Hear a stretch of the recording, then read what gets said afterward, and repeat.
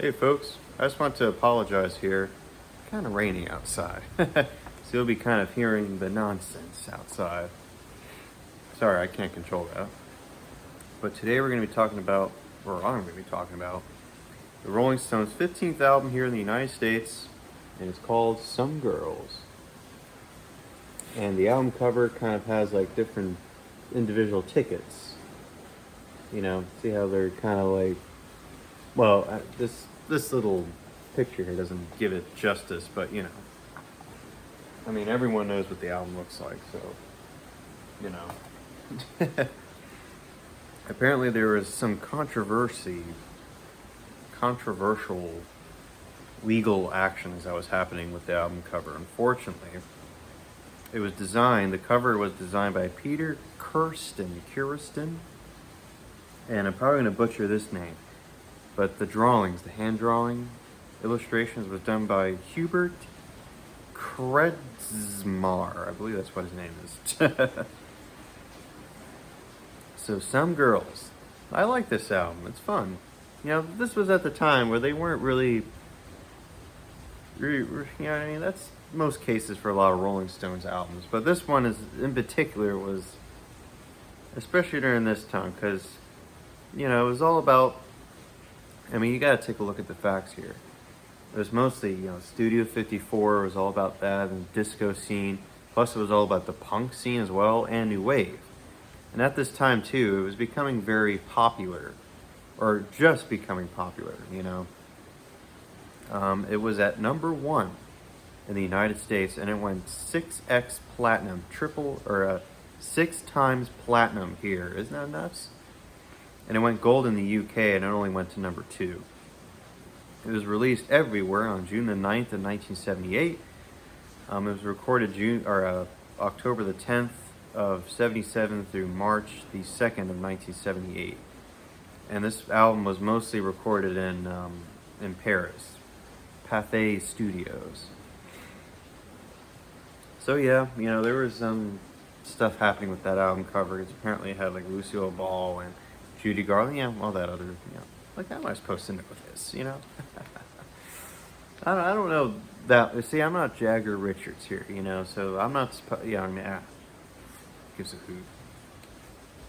In 2011, which I didn't know, it re-entered the charts, and it went to number 46 only, and it also charted everywhere else. So, hey, there you go.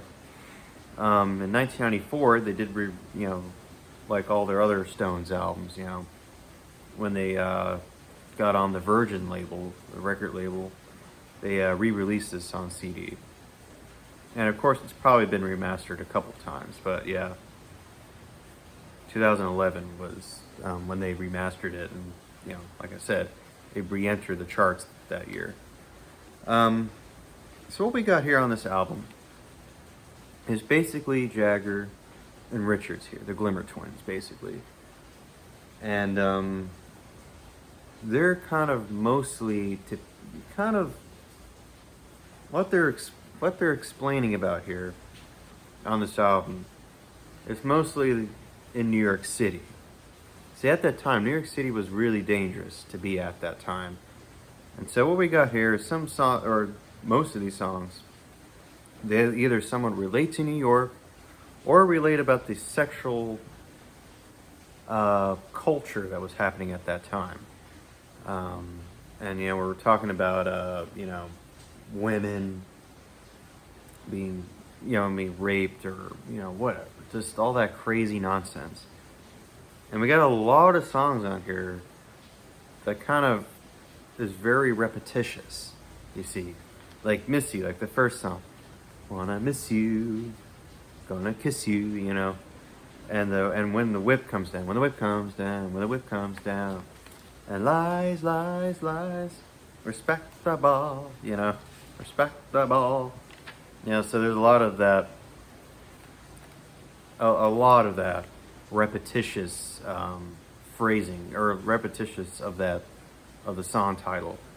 It doesn't bother me that much, but you know, or I'll never be your beast of burden, a beast of burden. No, never, never, never. You know, it's a lot of that on this album.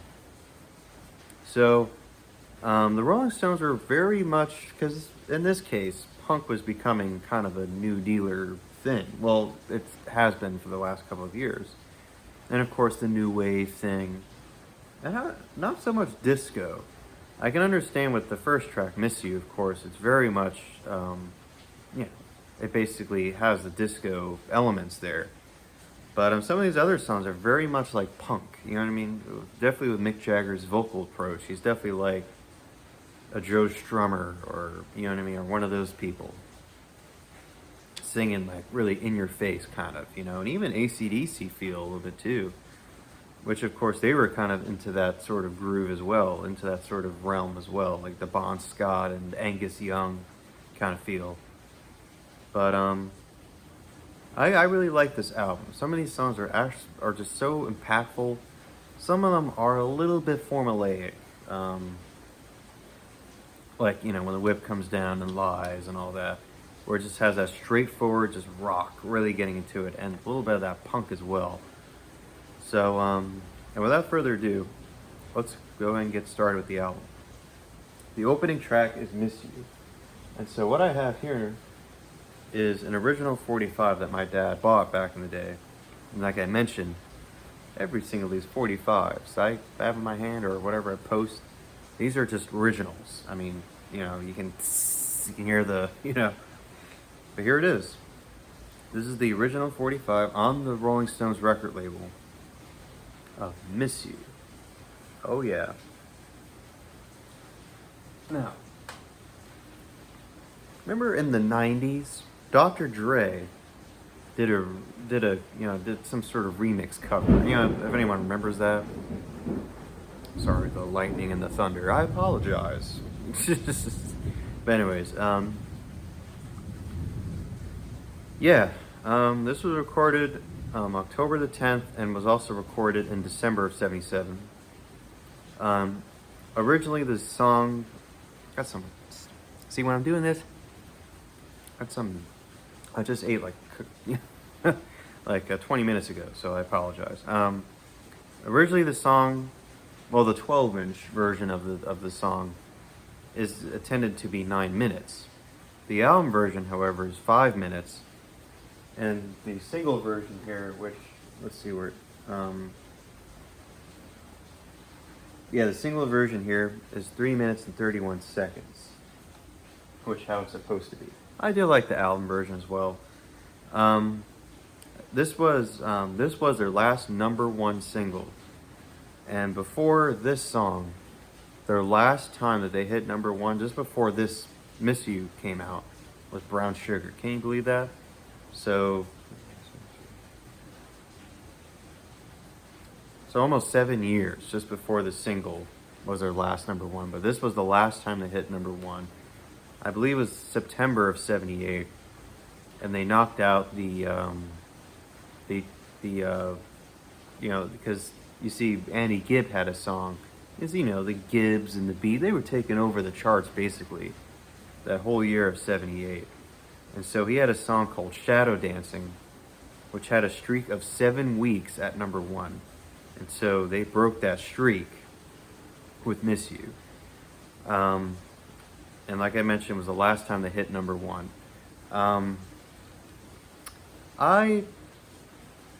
I think every time I listen to this song, every time I feel like I get more something out of it. You know what I mean? I'm telling you, I'm pretty sure most people get sick of Miss You. But every time I listen to this song, I hear something like, oh, I never, you know what I mean? Just when I'm listening to the song, you know, song-wise, I'm thinking, oh, there's some things I haven't heard or haven't, you know, something new that keeps popping up. And I want to say, by the way, Mick Jagger here is playing pretty much all the electric guitar here, which is fantastic. He's playing lead electric here. So is Keith, he's on rhythm, and Ron. We also have Ian McLaglen on this Whistler electronic piano. I guess it's in the background. We got Mel Collins here on tenor saxophone. And apparently the harmonica is not done by Mick here. It's done by this blues player named Sugar Blue. See, I always thought that was Mick. Yeah. I've been hanging on the phone. I've been sleeping all along. Gonna miss you. You know? Yeah, it's got the 4 on the floor beat, of course, you know. I think Keith meant to have this song as sort of a disco-esque song, I guess, which I was kind of reading on. But yeah, I want to say this is probably one of those songs, right? You listen to it, you're like, oh, yep, of course, I know this song. Perfect. Miss You, what a great opener. Then we get the second track, a bluesy Stones rocker, and it's called When the Whip Comes Down. Da-da, when the whip comes down, you know. And there's good amount of promo videos for these songs. I mean, you take a look at that Miss You video, right? Of course everyone knows that. There was a promo video for this song, When the Whip Comes Down. You would make on that electric guitar. So freaking fantastic. This definitely has a lyrical feeling of Jagger here. Like, you could definitely tell that Jagger had written these lyrics here. All three of them, Mick, Keith, and Ron Wood, by the way, is a full member of this band here, a full member of the Stones here. Well, I also wrote in here pedal steel. I don't know if I was hearing pedal steel on here. Very biting lyrics. I got to 53rd Street and they spit in my face. But I'm leaning the ropes, yeah, I'm learning a trade. The East River truckers are churning with trash. I've got so much money, but I spend it so fast. When the whip comes down. When the whip comes, you know what I mean? But I never roll and I never cheat. And I'm feeling a need, yeah, I'm plugging a hole.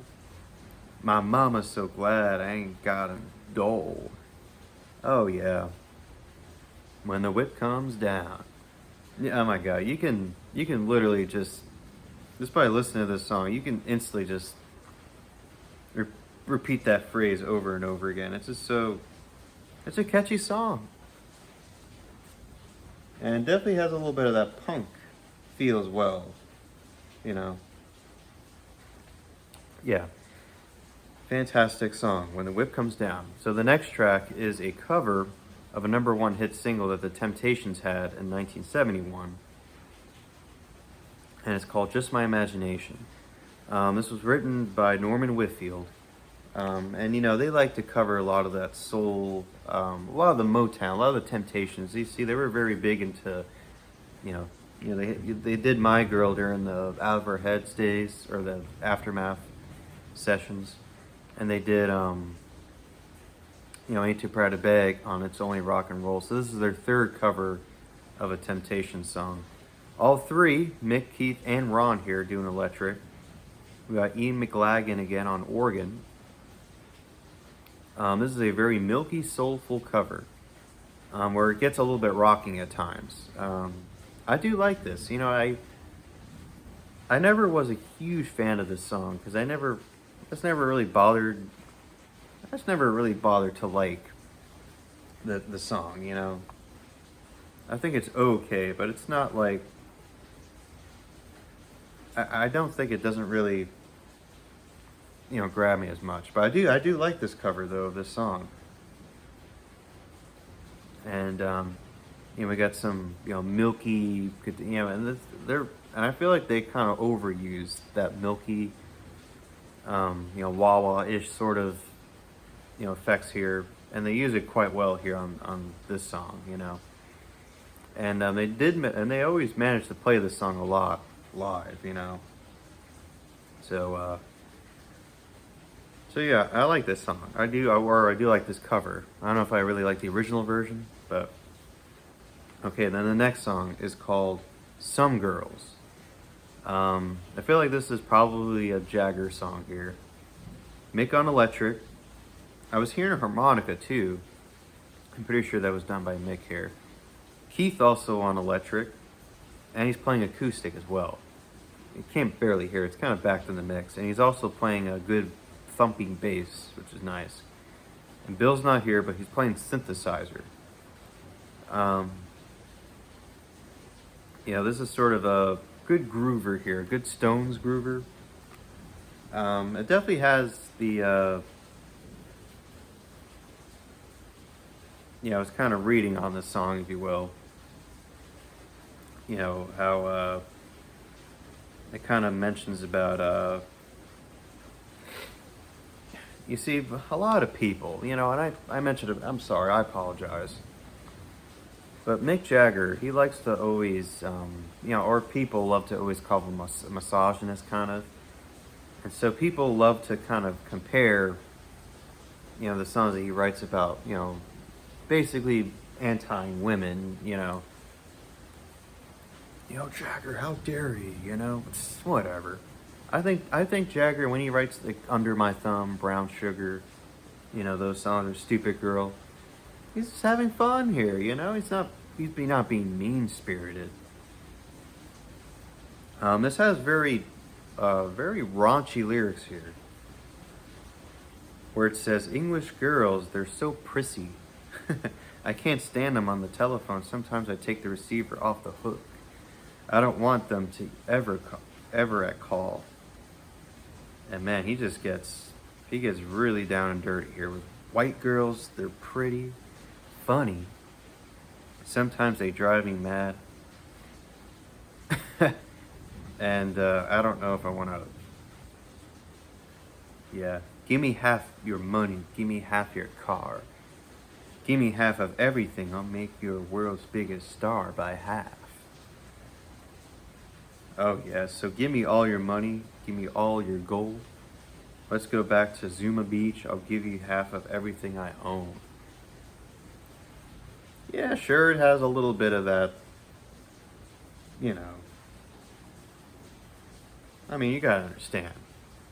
Jagger's Jagger, and you gotta admit, he's just that kind of guy. I don't know.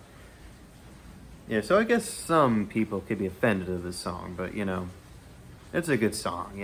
It's got that milky wah-wah sort of guitar. And I believe, I'm pretty sure that was done by Mick. And it does have a very nice solo. I'm pretty sure Keith is doing that solo.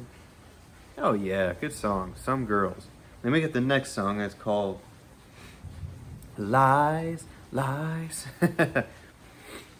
This is basically a straightforward Stones rocker with a little bit here. And now here's a good example of the punk elements coming in here. Where you got Mick really just screaming out the lyrics here, or screaming out the vocals here. It's very much straightforward here, giving it 100% basically. With Mick really being on fire. And some of these lyrics too, like lies dropping off your mouth like dirt. And lies, lies in every step you walk. Lies whispered, sweetie, in my ear. Why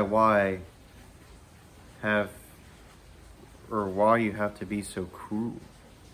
Lies, lies, I ain't such a fool, Yeah, it gets to the point basically, but yeah. It's kind of like with the whip comes down and all that, you can definitely tell this was just straightforward. It's it's basically about, about a girl here lying lying on this guy, or cheating basically, Lies, lies, lies, So that ends side one. So now you want to flip the album over. And this was the B-side to Miss You. And it's called Faraway Eyes. Oh yeah. Man, dude, I love this song. It's so great. I love Mick, how he can kind of have that, that funny tongue-in-cheek kind of satire. Like an old blues man singing this. I love this. Fantastic. We got Mick here on beautiful piano. Keith on acoustic here. A little bit of dabbling of electric as well. And he's playing piano as well. So they're almost dueling each other with the piano.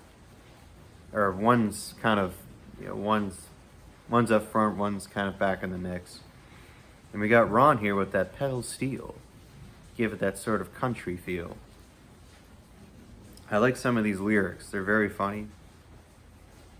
I like this one. I had an arrangement to meet a girl, and I was kind of late. And I thought by the time I got there, she'd be off. She'd be off with the nearest truck driver she could find. Much to my surprise, she was sitting in the corner. A little blurry, worse for wear and tear, was a girl with faraway eyes. So if you're down on your luck and you can't harmonize, find a girl with faraway eyes. And if you're downright disgusted and life ain't worth a dime, get a girl with faraway eyes. Such beautiful lyrics. Kind of what we didn't got on those other songs. You know, it's a funny song. You know, it's a nice ballady song. And nice, beautiful acoustics as well. I very much like the acoustics here, you know. So I very much love it, you know. It's pretty much about this guy, this single guy, you know.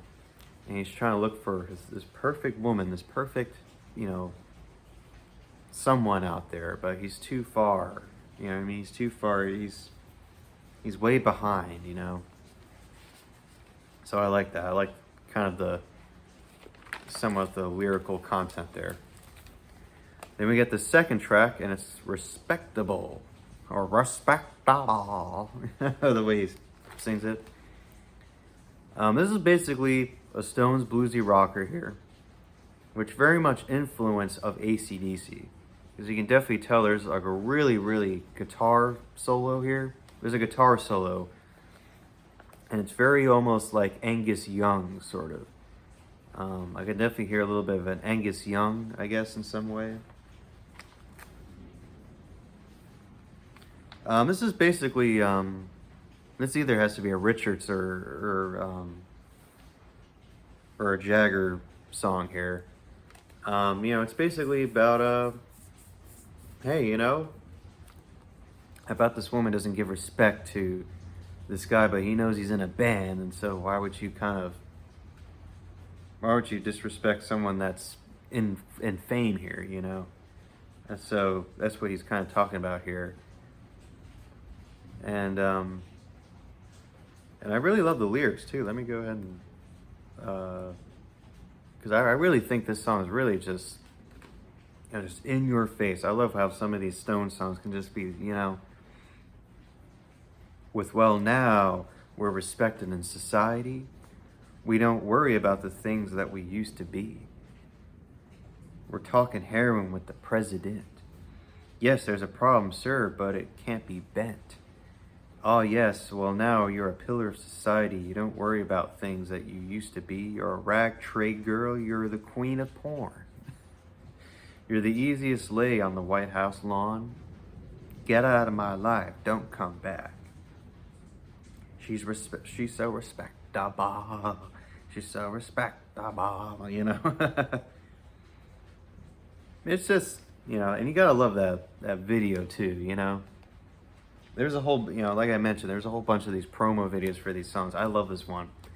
They're on this red background and they're just having a freaking good time, you know. Oh yeah, what a great one, Respectable. And now we get good old Keith. Hey, where's Keith been at?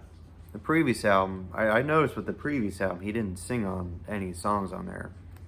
But we got Before They Make Me Run. Now, in early 77, here's a little bit of a tidbit here for this song. Apparently, Keith got busted for heroin in Toronto. He was in Canada, whatever. And so that's what this song basically means, or this song basically is kind of centered on. And it's also about Graham Parsons as well, because he was really, I guess he was really good friends with him. So we got Keith on lead here. We got electric, acoustic, and bass here that he's playing. He's pretty much running the show here on this song, and plus Ron on electric. We got no Mick here,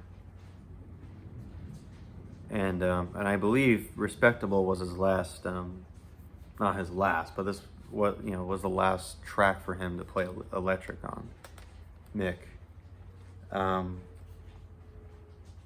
like some of these lyrics too as well. Like, watch the tally it's fading. There ain't dry and they ain't a dry and eye in the house. They're laughing and singing, started dancing, drinking as I left town, going to find my way to heaven. Because I did my time in hell. I wasn't looking too good, but I was feeling real well.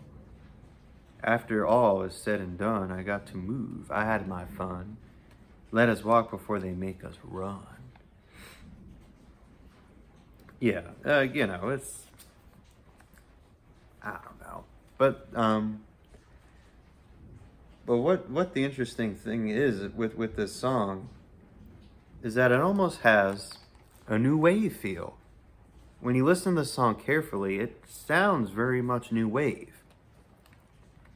And Bill's not playing bass, by the way. It's very much a hopping, upbeat, kind of medium tempo pop rocker here.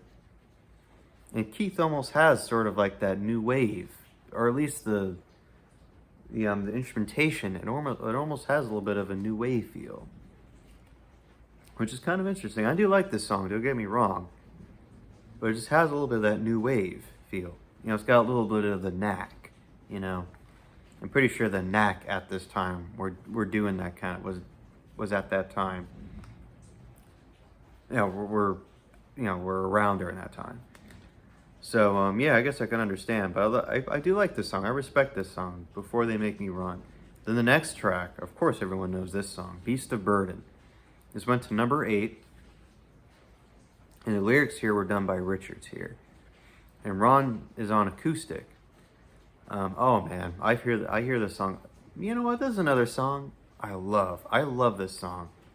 It's just one of those good soulful groovers here, and very bluesy too.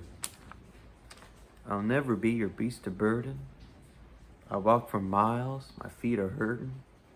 All I want is to make some love with you. Oh yeah. I just love that really nice, clean solo. A really nice, clean electric solo there by Richards. And this was a single, by the way. This went to number 8. This was their second single off this album. And of course. Or am I rough enough? Am I tough enough? Or am I not too blind to see? Just what a beautiful, almost poetical lyrics, So fantastic song. I love Beast of Burden. And then the next track, which is the last track here, and this was their third single, is called Shattered. This went to number 31. We got Mick here on percussion. We got Ron here playing a bass drum, and Bill wasn't in this session. We got Simon Kirk on congas. And I really like the feel of the song. You can either depict that it's either a punk song, or it has a little bit of, either punk, new wave, or maybe even disco. I don't know if I can tell, but it's definitely very much an R&B inspired song here. It's soulful as well. It's basically about, definitely for sure, mentioning about New York, basically, of the late 70s. Where they're repeating shattered, hoop, shadoo-bop. This was another song too where you kind of hear the repetitive over and over again, Oh yeah, we've got rats on the west side, bedbugs uptown. What a mess this town's in tatters. I've been shattered, my brain's been battered, splattered all over Manhattan. This town's full of money grabbers. Go ahead, bite the big apple, don't mind the maggots.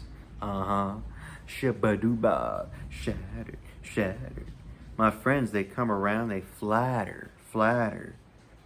Pile up high, or, excuse me, pile it up high on a platter.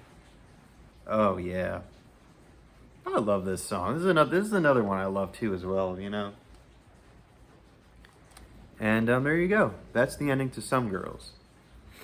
And And what we got here, as we end the 70s, we enter the 80s of the Stones with Emotional Rescue.